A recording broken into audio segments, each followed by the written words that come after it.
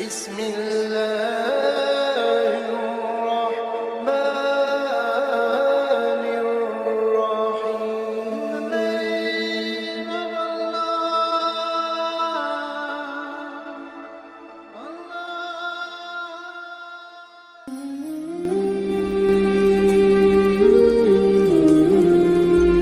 Assalamualaikum warahmatullahi wabarakatuh.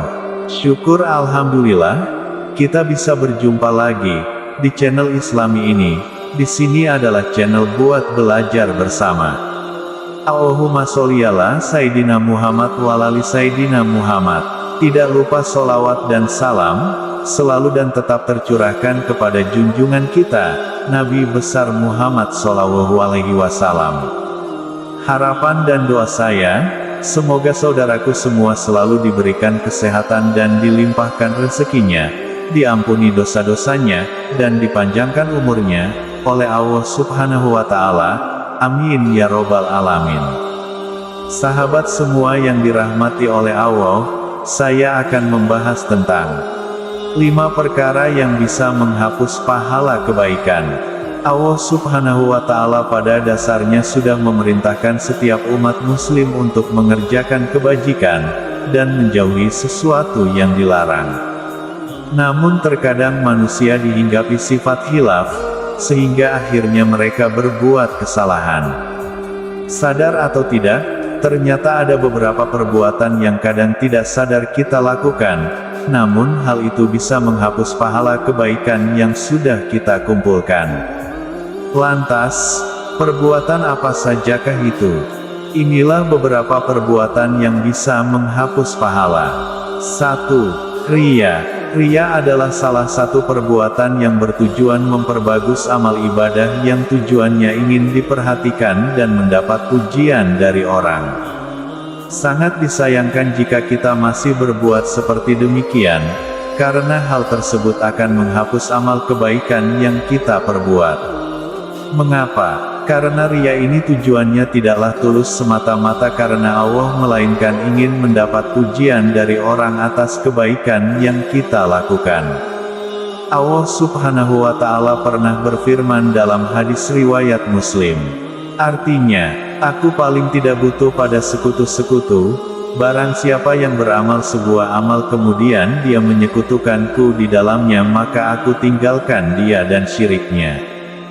2. Kafir atau syirik. Kafir adalah syirik besar. Secara umum, kafir diartikan sebagai salah satu perbuatan mengambil tandingan selain Allah Subhanahu wa Ta'ala dan menyamakannya dengan Sang Pencipta, yakni Allah Subhanahu wa Ta'ala. Syirik adalah salah satu bentuk kezaliman besar dan penghinaan kepada Allah Subhanahu wa Ta'ala.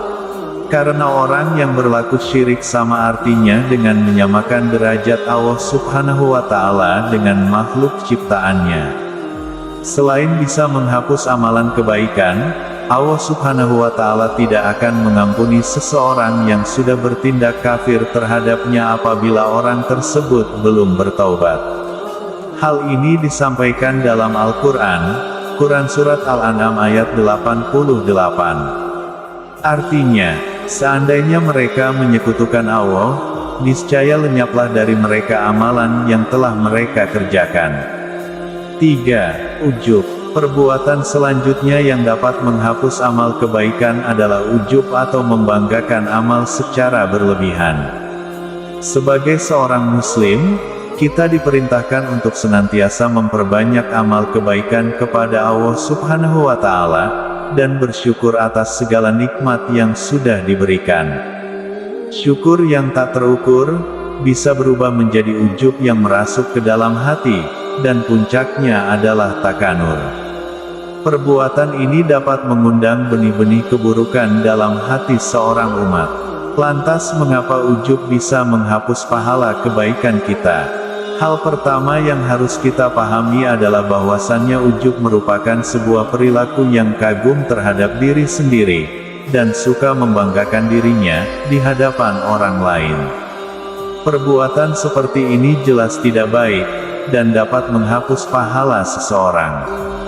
Nabi Muhammad SAW pun pernah mengungkit perihal ujub ini. Dalam hadis riwayat Tabrani dituliskan, artinya, 3 perkara yang membinasakan, rasa pelit yang ditaati, hawa nafsu yang diikuti dan ujubnya seseorang terhadap dirinya sendiri.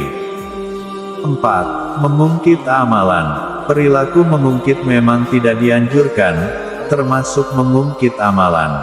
Hendaknya, setiap amalan yang kita perbuat dilakukan dengan ikhlas.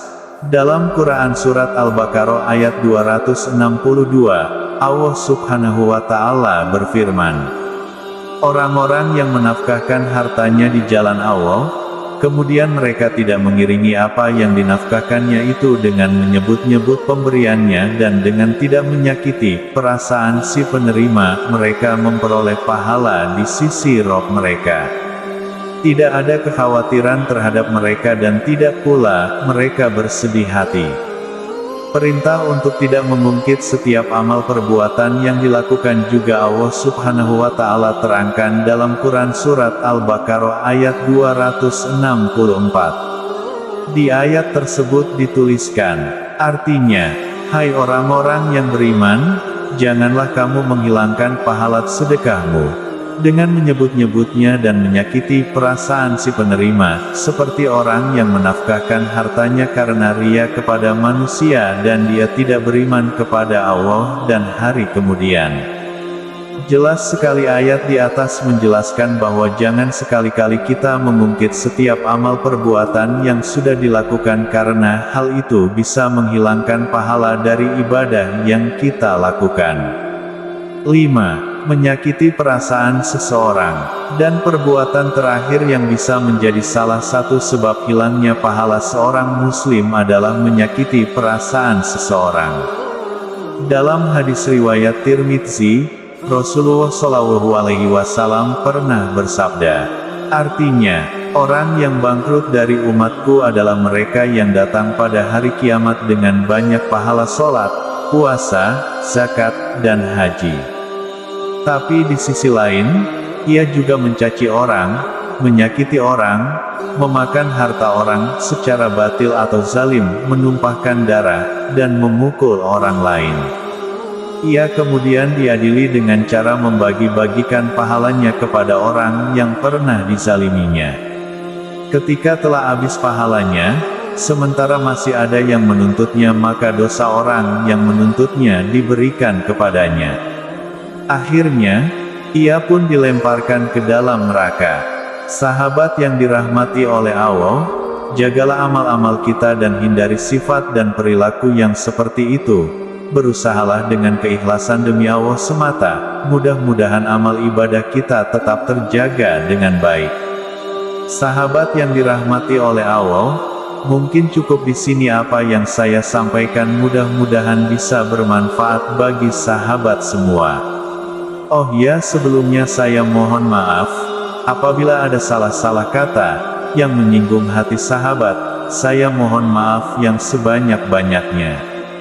Akhirnya saya undur diri, akhiru kata, wabillahi taufiq wal hidayah, wassalamualaikum warahmatullahi wabarakatuh.